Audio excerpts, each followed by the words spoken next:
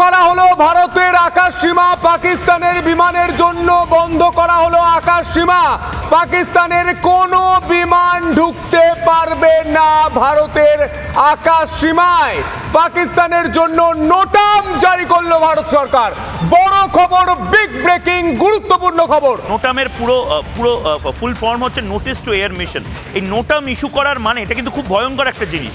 NOTAM issue করার মানে অর্থাৎ আমাদের এই মুহূর্তে আমরা কলকাতার এয়ার স্পেসে যে ধরনের বিমানগুলো দেখছি, বা পশ্চিমবঙ্গের এয়ার স্পেসে, বা ভারতবর্ষের বায়ুসীমায় যে ধরনের বিমানগুলো দেখছি, কোনো না কোনো দেশ থেকে আন্তর্জাতিক বিমান হতে পারে, কার্গো বিমান হতে পারে, একটিও পাকিস্তানি বিমান এই মুহূর্তে নোটাম জারি হওয়ার পর আর থাকতে পারবে না।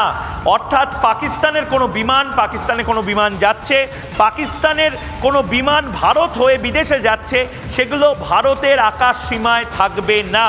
এই মুহূর্ত থেকে এটা বলে দেওয়ার মানে হলো, পাকিস্তানের কোনো সেনা বা পাকিস্তানের কোনো বায়ুসেনার বিমান যদি চেষ্টাও করে, সেই বিমান যদি এখানে ছদ্মবেশে ঢুকে যাওয়ার চেষ্টা করে, আমরা কিন্তু উড়িয়ে দিতে পারি। অর্থাৎ আমরা মিসাইল স্ট্রাইক করতে পারি, আমরা এয়ার স্ট্রাইক করে সেই বিমানটাকে বন্ধ করে দিতে পারি। কারণ পাকিস্তানের সেনাবাহিনীর বিমান তো ছেড়েই দাও, যাত্রী বিমানও পাকিস্তানের ভারতের যে এয়ার স্পেস, সেই এয়ার স্পেসে ঢুকতে পারবে না। অত্যন্ত বড় সিদ্ধান্ত।